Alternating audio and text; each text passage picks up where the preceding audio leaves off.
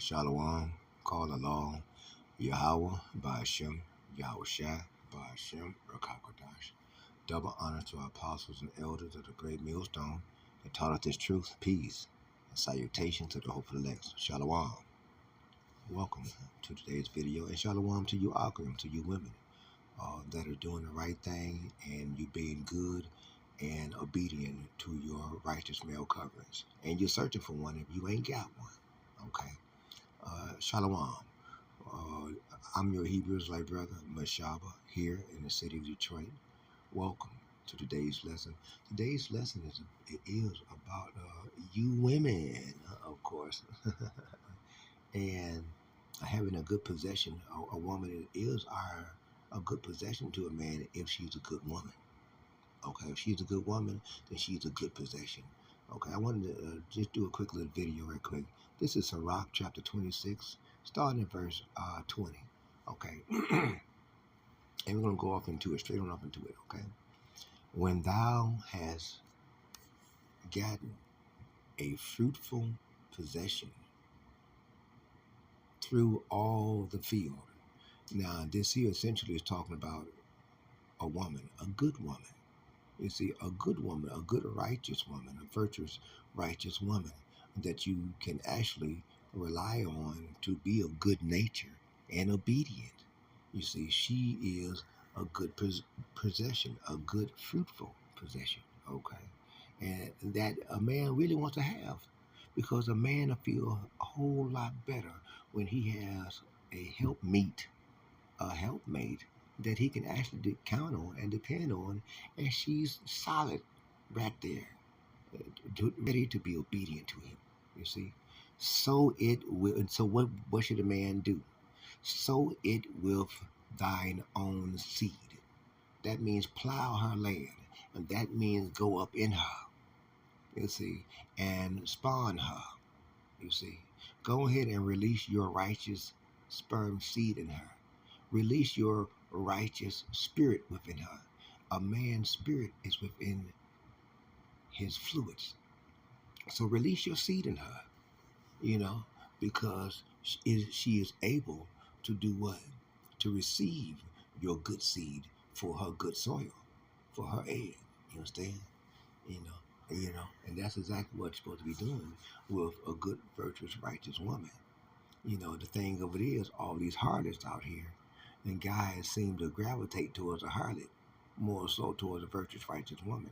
And a lot of these, I also say this, that a number of these righteous women, they understand to preserve their body for a righteous man and not just any man. You see, Isaiah chapter 4, verse 1, 7 women shall take hold of one man. Not just any man, but a righteous male covering. Okay, remember that. Trusting in the goodness of thy stock. You see, because when a woman and you yourself trust that you are in a good stock, you are of good nature, and she is of good nature, then guess what?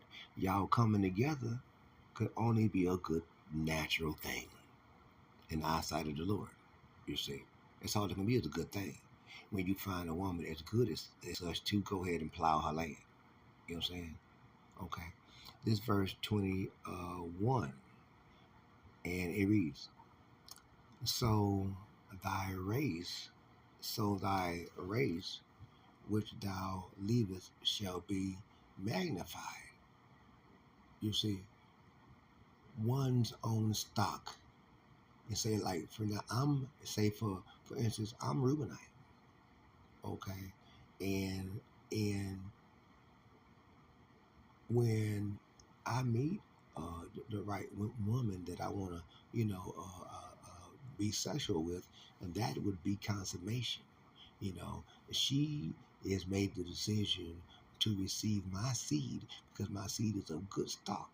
Okay, and that my race, Reubenites, be magnified, carrying on my seed. Remember, Yahweh said, "Be fruitful and multiply." Okay, that's what we're supposed to be doing. Okay, flat out. Having the confidence of their good descendants. You see, through the good stock, of a man's seed. Okay, knowing that is good and proper, that you're releasing in a righteous, virtuous woman. Okay, but a lot of these harlots, what they got is a high body count of wicked spirits released within them. Okay, that's why they got a bunch of diseases and different things. Okay, flat out. This is verse 22. And harlot shall be accounted as spittle. That means she ain't.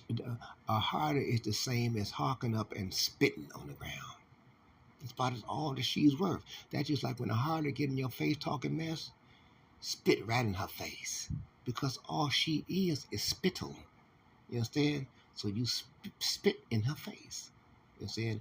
As uh, I forgot who it was in the Bible, but he spit in his daughter's face because she was out of order.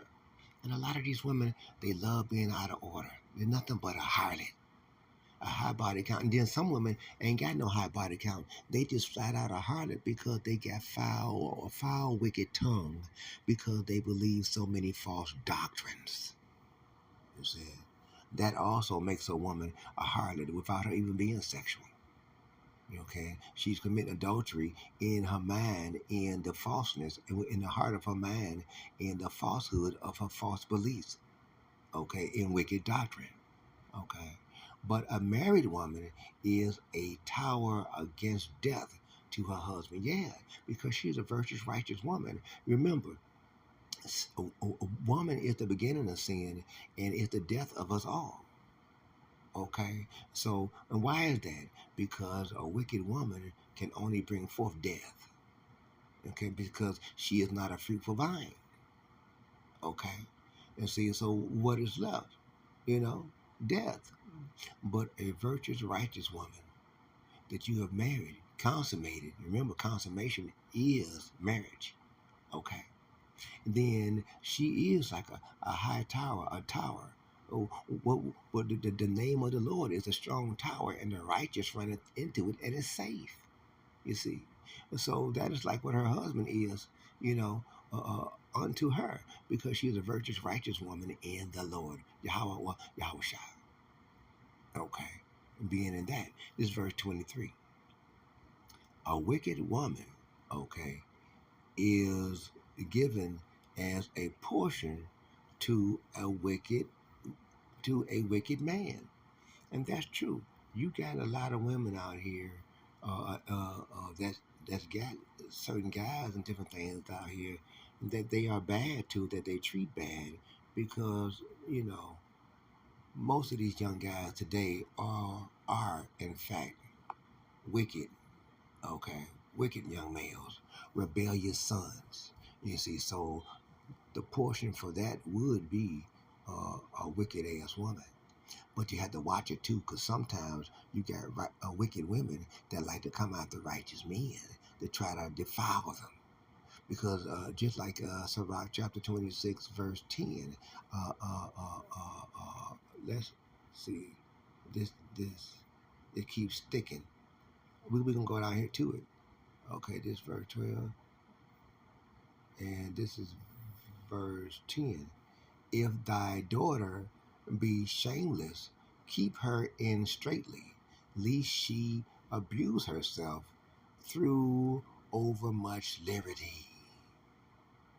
You see, if you give a woman much liberty, then guess what? She's going to go out and be a defilement. That's it. She's going to be a defilement. Verse 9, the whoredom of a woman may be known in her haughty looks and eyelids. That means her mean spiritedness. And a lot of these women are filled with mean spirits, wicked spirits, because they've been out there, what, having much liberty and defiling themselves and defiling the land. You see? Flat out, defiling the land. But a godly woman is given to him that feareth the Lord. You see? Now, if a man that feareth the Lord, if he get a wicked woman, it's because of his own desires of her. Okay, that's the reason why a righteous man will get a wicked woman. It's because of his own desires for her. Okay, and that's how men get caught up with those bands of fetters of iron that the wicked woman placed upon a man through what Title 40, it's two or whatever, child support and all these things, calling the police on him and getting him in trouble.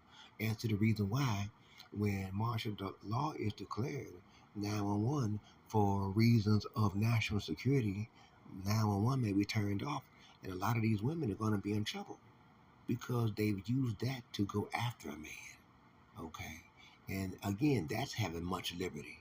She's being a defilement to a man, and abuse to a man. Okay, flat out. This is verse 24. Yeah, verse. Let's see.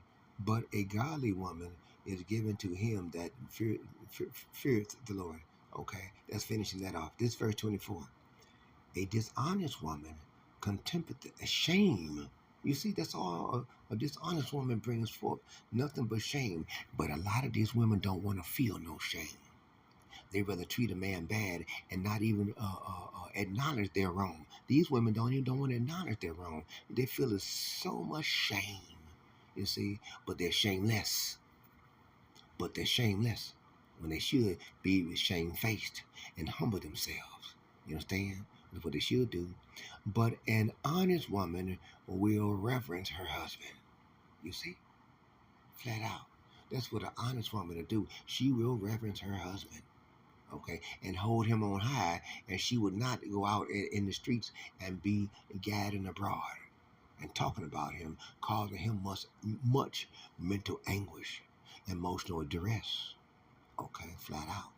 Look, I want to take the time to remind you to press the like button. That helps out for the algorithms of this YouTube channel. And if you would, please press the subscription button and the notification bell. That way you will receive special notification alerts when I release a new video for your spiritual edification. Remember, as good shepherds of the Lord, as always, our job is to feed the sheep. That's if we love Yahweh or Yahweh Shai. Okay? So this is verse, let's get back into this, the water. And then this is verse 25. A shameless woman, see, shameless woman shall be counted as a dog. You see? She'll be counted as a dog. Worthless, just like some scurvy dog. Just like some scurvy manged up the flea-bitten dog. As to the reason why, when a man gets mad at a woman, what's the first thing he called her? Bitch. That's the first thing he yelled out. And a bitch is the pregnant dog. You understand? But she that is shamefaced will fear the Lord. Now that's a virtuous, righteous woman. Okay, that feareth the Lord. A wicked woman ain't gonna fear the Lord. In fact, a wicked woman will say, "Where is thy God?" You know what I'm saying? Micah chapter 7, verse 10, right? She who is my enemy. Okay, this verse 26. We're gonna close it off in a minute. A woman that dishonoreth her husband shall be judged. You see, wise of all. A woman that no.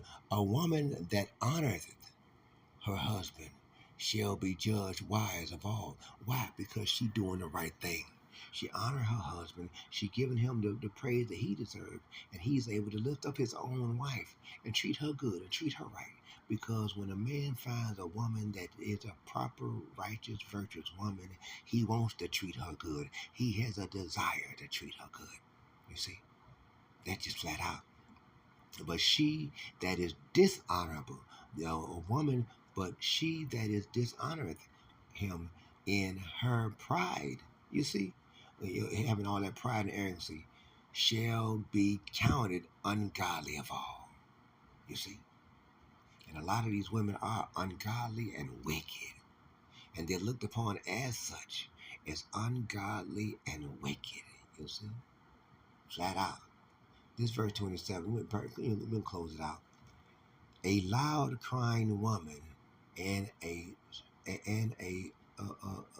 scold shall be sought out to drive away the enemies.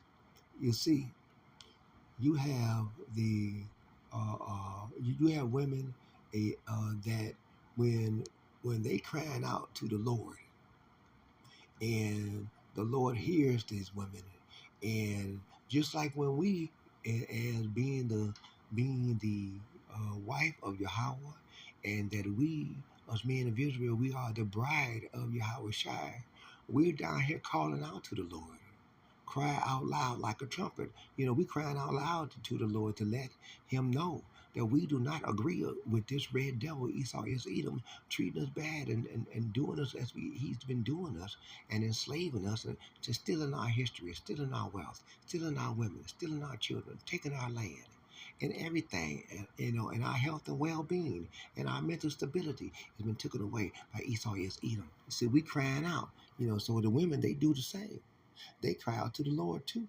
You see, because they want a good, righteous man, and these are virtuous, righteous women. We deserve them, and they deserve us. You see, and the Lord bring together the two as such. As to the reason why you got Isaiah chapter 4, verse 1. Isaiah chapter 3, a lot of the harlots are going to be broken down to nothing. And the virtuous, righteous woman, they're going to go straight to what? Us men of the Lord. Okay? Us righteous male covering, so that they can be consummated and take on our names, so that way what their reproach can be removed. You see, because they're not going to want to be done in any type of a way, just like these doggone harlots. Flat out. Flat out. You see. You see. So, so that is flat out what that is. So listen, we're gonna go ahead and close it out there. Okay. Lord's willing, you were edified by today's lesson. Lord's willing, some precepts came to your mind that you can put together and use to make a video to feed the sheep. Because as always, our job is to feed the sheep. Okay. That's if you love Yahweh, well, Yahweh Shai. Okay. So we can go ahead and close out there. Listen, brothers and sisters, stay strong. Hold on to what you got. Just like that song in Vogue, hold on to your love. If you got a good, virtuous, righteous woman, and she is a good fruitful woman of your field, and then go ahead and plow your seed up in that woman.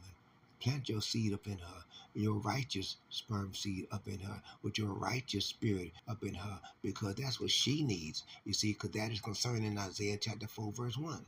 She's coming to you for you to receive her and plant your seed in her, your righteous seed, because you got good stock, and she need that good stock. You understand? You understand? Remember, Yahweh Shai said, Yahweh Shai said, and be fruitful and multiply. Okay? You see, and stay strong. And you women, y'all know, maintain being obedient to your righteous male covering, because the Lord gave him to you, and gave it so that you have a what? A way back unto the Father. Okay, through a son.